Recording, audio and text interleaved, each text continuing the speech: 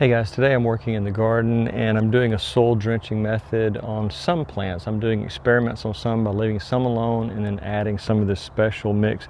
This white powder right here is completely organic. You probably have some in your fridge right now and it's really easy to make. So I'm going to show you how to assemble this recipe, how to apply it to your plants, and what to expect once you've applied it to your plants. But it truly is a miraculous white powder, almost magical, that's going to make a huge difference in your vegetable garden. Whether you're growing tomatoes, peppers, squash, cucumbers, it'll make all the difference in the world if you just mix this and just do a regular scheduled treatment. We'll talk about that as well. So let's head into the greenhouse and I'll show you how to make this in just a matter of minutes. Now, before we head into the greenhouse, I just want to give you one more quick look at these tomato plants. You can see the ones on the left that have been treated on a regular scheduled basis. There's quite a bit more growth, maybe two and a half times the size of the ones on the right. So that's visual proof that this method does work. Some plants I'm giving this special formula because I just want to see the overall results. I did the same thing last year and had some amazing results. So take a look at that visual representation of what just a simple formula like this can do for whatever you're growing in your vegetable garden. Now, this simple tonic is really easy to put together. I do this a lot and I did it quite a bit more than normal last season, and so I'm doing the same thing this year. So this is a simple tonic to put together. It's an easy recipe, only a few items in there, and you probably already have one, two, or maybe all three of the items we're going to mix today. So let's get started. It's really simple to do, but it's going to make all the difference in your vegetable garden. And what I've found that peppers, tomatoes, and squash, cucumbers truly do respond to it the best. They seem to have the best effect of this simple recipe. Now, before I get started talking about the recipe, how to apply it, and what to expect, I just want to let you know about the Patreon. I do have a link down below. You can download a PDF that gives all the details. You can save it to your device. You can print it out onto an actual physical copy, and it can be sold. If you're not a member of the PDF, I'll sell it for a few dollars, $3 to $5. I forget what the minimum is.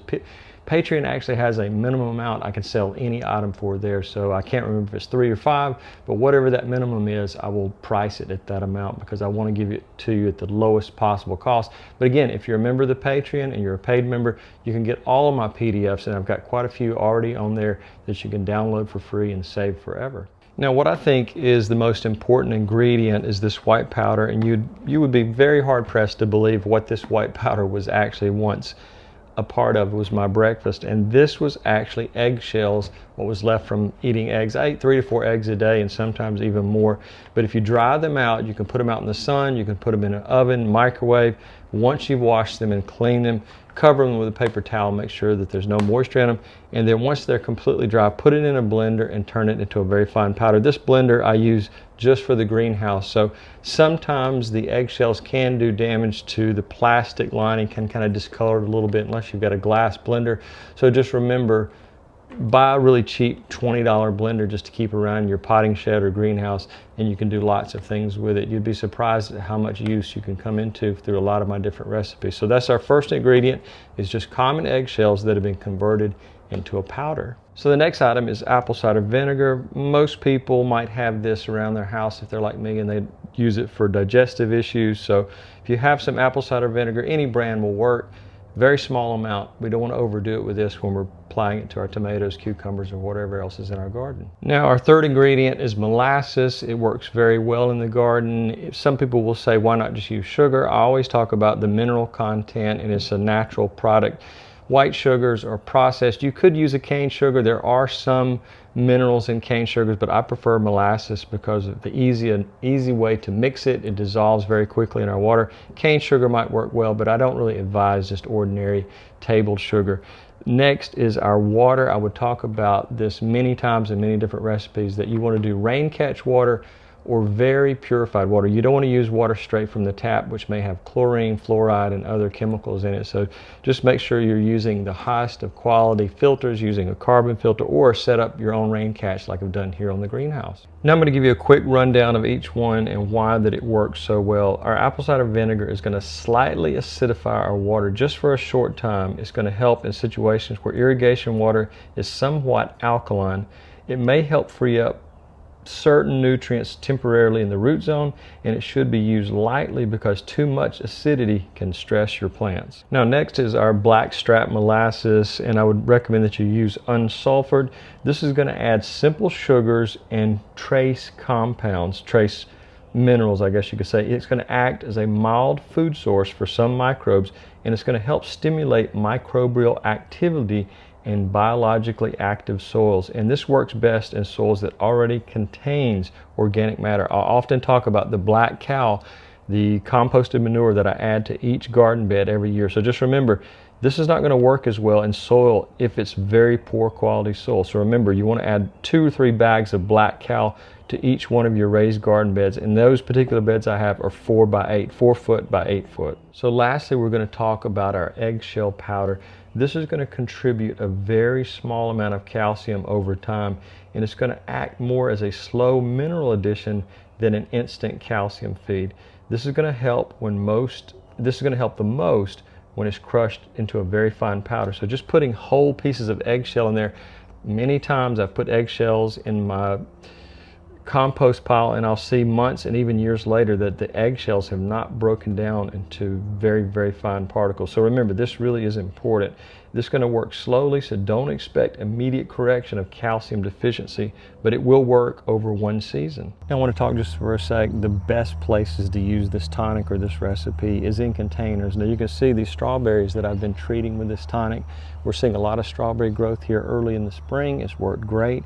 So a lot of times in containers where you're talking about raised beds or pots, watering quickly washes a lot of minerals and positive things out of the soil. So that's one of the problems with having raised beds and container gardening, but I find that I can control the soil quality a lot better. So take a look at the strawberries that are growing on this. We've picked maybe 2 or 3 dozen already this year, and we're still in April. So we're having a lot of success with strawberries this year because of the tonic. So just remember, you're not just limited to vegetables.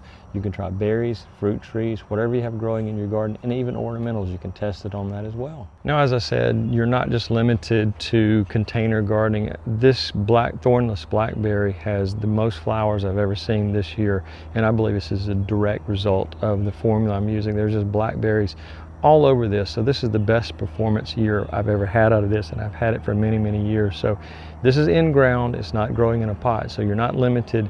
If you're growing your garden in open ground, still use the tonic, the recipe. But again, I think it works best in container gardening. But again, you're not limited to just that. Now last year, our persimmon tree did not perform as well as I thought it should have. This is a Japanese persimmon, extremely sweet, tastes a little bit like a mixture of honey and cinnamon. Last year we had absolutely no persimmons on it, and this year I've counted about half dozen persimmons already starting, some that I haven't even seen down at the bottom. So we're probably going to have a dozen or more persimmons on this very small tree because of the tonic we're using. Now, I've talked about this so many times, I wanted to give you a visual representation of how much black cow go through. This is half of one pallet that I have left. I actually had 2 full pallets that I had delivered from my local big box store, and I wish that Black Cow would become a sponsor because I go through so much of it. Maybe a 50% coupon if they could get in touch with me. But anyways, I think this is the best thing you can add to your vegetable garden. I've done anywhere from 3 to 5 bags per raised bed. In my potted plants, I'll usually put maybe 2 or 3 cups at the very top level. I don't integrate it into the soil, I just put it into the top so it can leach down through the soil. But I think that if you have very poor quality soil and expecting your vegetables to perform well, then you're going to be sorely disappointed. So remember, you need to make the soil as rich as possible. If you don't do your own composting, and it usually takes a massive amount of compost for my garden, so just the small composter I made, and I'll put a link to the description right here about how to make your own composter out of a trash can. If you have a very small garden, or you're doing container gardening on a balcony or a small patio area, using that type of composter will work just fine. But when you have a very large garden, plus ornamentals, plus so many other things growing all throughout the yard, I just go ahead in the early spring and order 2 large pallets of this so it'll last me all season long. And I don't have to make trips back and forth to the soil. And some of the high dollar soils, which I won't mention their name, have really dropped in quality. There's a lot more wood chips in it now. I'll put a link right here to a description of how to make your own soil if you don't want to buy soil and you don't want to buy Black Cow. It's really easy to do to make your own soil anytime. Now I want to give you also a visual of using this on perennials, whatever you're growing, whatever type of flowers. But as you can see, the cannas on the left have not been treated and the cannas on the right have been treated. So you get faster flowering, better flowering, and overall it's going to do wonders for flowers and perennials. So not just in the vegetable garden, you can use this across the entire garden, again with quality soil. Now, I don't want to stretch this out too far, and if I went into extreme detail on every item, it would take probably an hour to go through it. So take a look at that PDF and you can learn how to do things like creating your eggshell powder. But the first thing we're going to do is we're going to mix our product here, our recipe, and we're going to use lukewarm rain catch water from our rain catch off the side of the greenhouse. I'm just going to start by mixing it in a small container like this. Rather than putting it in here, I can just put it here, mix everything, and then add it back to my gallon. So this recipe is for 1 gallon. We're going to start with anywhere from maybe 1/4 of a teaspoon up to 1 tablespoon. And I'm wanting to add a lot of calcium to the soil and a lot of minerals. So we're going to do that. Not really a heaping tablespoon, just maybe just 1 level tablespoon into our mix. We'll put that all back together. Allow it to sit there, or you can stir it. Well, it doesn't take, because it is such a fine powder, it's going to mix very easily. So without the blender, I think you're going to have a harder time. I've done this with a mortar and pestle, and it takes a lot more energy and strength to do it. So I think you're going to be a lot happier with the results if you just get really a cheap blender off Amazon. I'll put one in the link in the description. I think I only paid about $20 for that one. Now next, I'm going to add 1 teaspoon. Don't get it mixed up. Just do 1 teaspoon per gallon.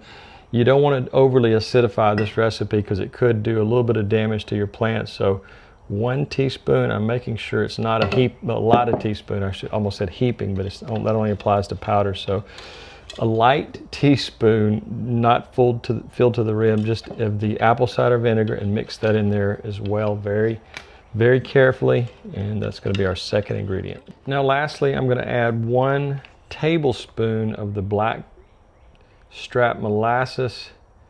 And I do say that if you have really poor soil, you might go up to 2 tablespoons, but generally for my recipe, I'm only mixing 1 tablespoon. But this really will help a lot of the microbial growth in the soil. But if you have very poor soil, you're really fighting an uphill battle. So like I said earlier, using the black cow can make a huge difference. If you live near any farms or anything like that, and you can get aged manure at a discount, that would be great. If you don't live near any of the big box stores that sell this, I'll put a link in the description. You can get a smaller bag on Amazon, but it's really expensive to ship because it's quite heavy in the full-size bag. So if you only have a small garden, you can get a smaller size bag of the black cow if you don't want to make that trip if it's a long way from where you live. Now next, I'm going to take a homemade funnel here and then add it back to our 1 gallon of rain catch water. And one thing you want to do is you want to make sure that it's mixed properly. So if you're doing it in an open container like this, you'll want to stir it repeatedly. I always recommend getting a handful of paint sticks from your local big box store. They give those away for free whenever you go in there.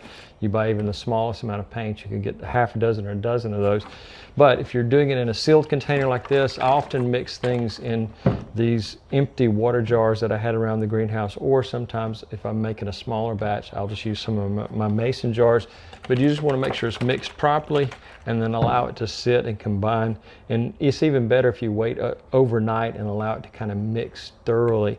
That can really work even better. I found sometimes when I left it in a warm greenhouse, the next day I used it, it seemed like there was a much higher microbial life in the mix. So that's how you're mixing it. And next I'm going to show you how to apply it to whatever you're growing in your garden. Now before applying this to any plant, whatever you're growing in your garden, make sure the soil is not bone dry. I've had this moisture meter for over a decade, and this one I've had for about 3 years. So I'll put links to this one, the newer one that I purchased, and I really like it. It does pH, temperature, and light, and moisture. So we want to make sure we're not adding this to dry soil. So if you have to, do a light watering before. If you haven't had rain in over a week, you can also do the finger test and kind of test it that way as well. But as you can see, the results are quite good from just a couple of treatments with this tonic, with this recipe. And just that's the most important thing. Make sure you're not adding it to bone dry soil. Slightly moist soil is going to be better. If the soil is very dry, like I said, give it a light watering. Now I want to give you a very, very serious warning about using this. This is only a soil drench. We're not using this as a foliar feeding product. We want to make sure that we don't do that because the acid in the apple cider vinegar could damage our leaves. We want to apply this around the root zone right at the base of the plant. So just remember, you're not doing just a massive overall treatment on this. You're doing just a very specific pinpointed treatment right at the root zone. Let's add a little bit to the root zone area. And it's not a big deal if you get some on a leaf here and there, because you can always prune that leaf. But just remember, we want to stay away from right at the base of the plant or where it's coming out of the ground. We want to come back about an inch or two and just get the feeder roots around the outer edges of our plant to make sure that it's benefiting our tomato, cucumber, squash, peppers, whatever we're growing. We just want to make sure we hit those roots as well as possible and make sure that it benefits. This is incredible growth in a very short amount of time.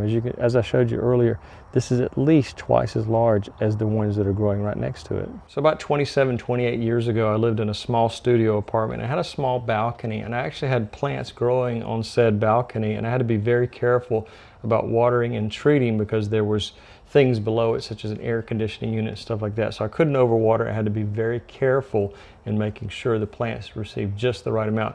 If you're talking about a tomato plant of this size, and this is actually a dwarf variety that I'm trying to see if I can grow just a few tomatoes on it because I love experimenting. Something like this, a spray bottle with just an ounce or two. Remember, we're not doing a foliar feeding. You're just spraying the soil, so you wouldn't put it in spray mode. You just have it as a stream going around the edges. So something this small, you're doing it as just a very light soil feeding. Again, I understand a lot of people live in apartments and they have very small gardens on that apartment, so I want to kind of cover everything. If you're going up to a medium or large size pot, you might add 1 cup of the formula, and in raised beds, possibly 2 cups per plant, because you have such a large area and you're not controlling how much of it goes into the soil. A lot of it's going to just be leached right through. In a container pot like this, we know that most of it's going to stay in the soil for a little bit longer and affect the plant more directly, so we're going to use a much smaller dosage. Same formula, same strength, but we're just using a smaller quantity. Now, a lot of people are going to ask me, what is the frequency of the treatment? And that kind of depends on what your temperature outside is doing and what type of stress is the plant under. If you're seeing a lot of stress on the plants, you might do it every 2 weeks, but in normal growing conditions, you don't have extreme heat happening, maybe every 7 to 10 days, but kind of back off that if you're having extreme heat, extreme drought, or the plant is showing signs of stress or disease. And then there's some other things.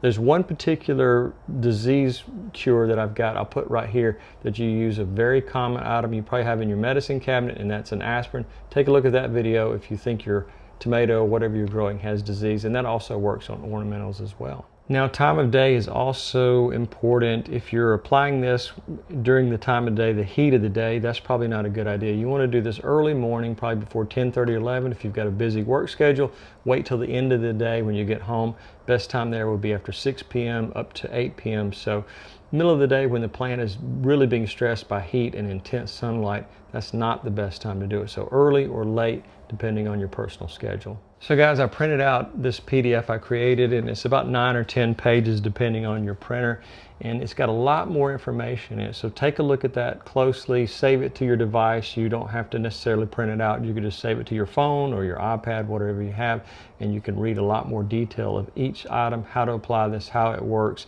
So that way this doesn't turn into a 1-hour video. So guys, I really appreciate you watching. If you want to help the channel, you can become a Patreon member or you can subscribe. That won't cost you anything. A thumbs up and subscribing really does truly spread my videos far and wide. So any of the products I'm using, I usually put them in the descriptions of each videos. I try to make PDFs for everything I'm doing, but sometimes if I'm super busy, I might not have a chance to do the PDF, but I do have a lot of PDFs and some extra video content on the Patreon as well. So guys, I really appreciate you watching, and have a great day.